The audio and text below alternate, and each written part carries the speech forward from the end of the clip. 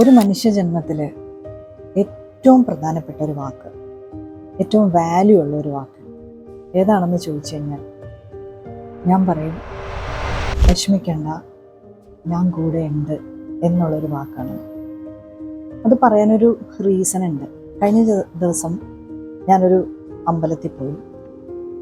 കഴിഞ്ഞ ദിവസം അമ്പലത്തിൽ വെച്ചിട്ട് ഒരു മോളെ കണ്ടു. അവൾ ഓടി വന്നിട്ട് ഒരു പരിചയമില്ല, പക്ഷെ എന്നോട് സംസാരിച്ചു, നമ്പർ ചോദിച്ചു എന്നോട്. ഞാൻ നമ്പരെല്ലാം കൊടുത്തു.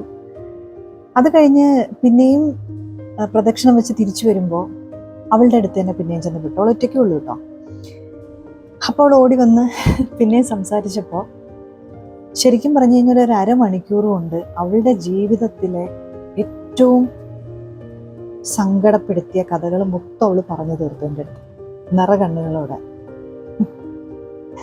പലതും എനിക്ക് കേട്ടപ്പോഴും എനിക്കും കണ്ണു നിറഞ്ഞു. അപ്പോൾ കഥകളെല്ലാം ഞാൻ കേട്ട് കഴിഞ്ഞപ്പോൾ ഞാൻ അവളോട് പറഞ്ഞു, വിഷമിക്കണ്ട, ഞാനുണ്ട് എന്ന് പറഞ്ഞു. അപ്പോൾ അവൾ കുറേ നേരം സങ്കടപ്പെട്ടിട്ട് എൻ്റെ കവളിലൊരു ഉമ്മ തന്നു. ആദ്യമായിട്ട് കണ്ടതാണെന്ന് ആലോചിക്കണം. അപ്പോൾ എനിക്ക് തോന്നിയ ഒരു കാര്യം എന്താണെന്നറിയോ, ശരിക്കും നമുക്ക് ഓരോരുത്തർക്കും വേണ്ടത് ഈ ഒരു വാക്ക് മാത്രമാണ്. അതായത് വിഷമിക്കണ്ട, ഞാനുണ്ട് കൂടെ എന്നുള്ളൊരു വാക്ക്. അത് നമ്മുടെ ബന്ധു ആവണോണ്ടോ, നമ്മുടെ അച്ഛനോ അമ്മയും ആണെന്നോ, അല്ലെങ്കിൽ നമ്മളുടെ സുഹൃത്ത് ആയതുകൊണ്ടോ ഒന്നും പറയണമെന്നില്ല. ഒരു റാൻഡം പേഴ്സൺ ആണ് ഞാൻ. അന്ന് രാവിലെ കണ്ടതേ ഉള്ളൂ അമ്മളെ. നമ്മളെല്ലാവരും ആഗ്രഹിക്കണത് തന്നെയാണല്ലേ. ഏതൊരു റിലേഷൻഷിപ്പിലും നമ്മൾ ആഗ്രഹിക്കുന്നത് ഇത്രയും സിമ്പിളാണ്. അതായത് ശരിക്കും നമ്മളോട് ജെനുവിനായിട്ട് ആരെങ്കിലും ഒരാൾ നമ്മൾ ഏറ്റവും വിഷമിച്ചിരിക്കുന്ന സാഹചര്യത്തിൽ, ഏറ്റവും ബുദ്ധിമുട്ടിയിരിക്കുന്ന ഒരു സാഹചര്യത്തിൽ നമ്മുടെ കണ്ണുകളിലേക്ക് നോക്കി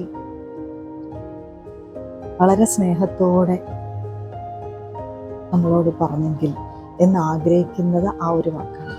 ഒരു 10,000 കോടിയിൽ പൈസയെക്കാളും എനിക്ക് പലപ്പോഴും തോന്നാറുണ്ട് ആ ഒരു വാക്കിനുള്ളൊരു വില.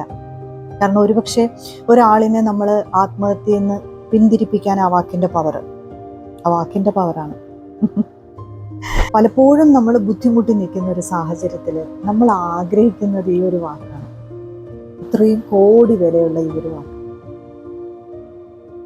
നമ്മളെ കൈയൊന്ന് പിടിച്ച്, സാരില്ല, വിഷമിക്കണ്ട, ഞാനുണ്ട് കൂടെ എന്ന് പറയാൻ ഒരാളുണ്ടാവുക. അതില്ലാച്ചാലും ചിലപ്പോൾ ദൈവത്തിൻ്റെ രൂപത്തിൽ നമുക്ക് ചിലപ്പോൾ ആരെങ്കിലുമൊക്കെ കൊണ്ടുതരും. അതായത് നമ്മളിപ്പം മരിക്കണോ എന്നൊക്കെ നോക്കി നിൽക്കുന്ന സമയം ഉണ്ടാവില്ല. ചില സമയത്ത് മനുഷ്യരാകുമ്പോൾ എല്ലാവരും ചിലപ്പം മരണത്തിനെ പറ്റിയൊക്കെ ചിന്തിക്കുന്ന സാഹചര്യങ്ങൾ ഉണ്ടാവും. അങ്ങനൊരു സാഹചര്യത്തിൽ ചിലപ്പോൾ ദൈവത്തിൻ്റെ രൂപത്തിൽ പലരും നമ്മളടുത്തേക്ക് വരും അല്ലേ. എന്നിട്ട് അവർ ചിലപ്പോൾ പറയും, നമ്മൾ ആഗ്രഹിക്കുന്ന കാര്യങ്ങളെല്ലാം അവർ നമുക്ക് പറഞ്ഞു തരും. നമ്മുടെ മനസ്സിൽ എന്തൊക്കെയാണോ ചോദ്യങ്ങളുള്ളത്, പലപ്പോഴും എനിക്ക് അങ്ങനത്തെ അനുഭവങ്ങൾ ഒത്തിരി വന്നിട്ടുണ്ട്.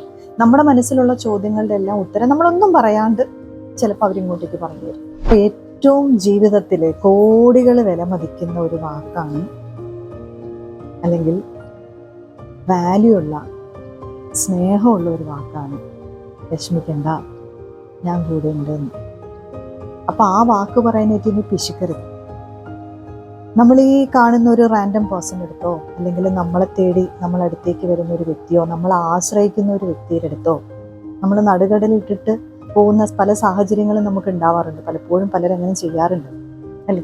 ചിലപ്പോൾ ഈ ഒരു വാക്കായിരിക്കും നമ്മൾ അവരോട് പറയുമ്പോൾ അവർ ജീവിതത്തിൽ ചെയ്യാൻ പോകുന്ന കാര്യം പോലും മാറ്റി വെച്ചിട്ട് ജീവിക്കാനായിട്ട് തുടങ്ങുന്നത്.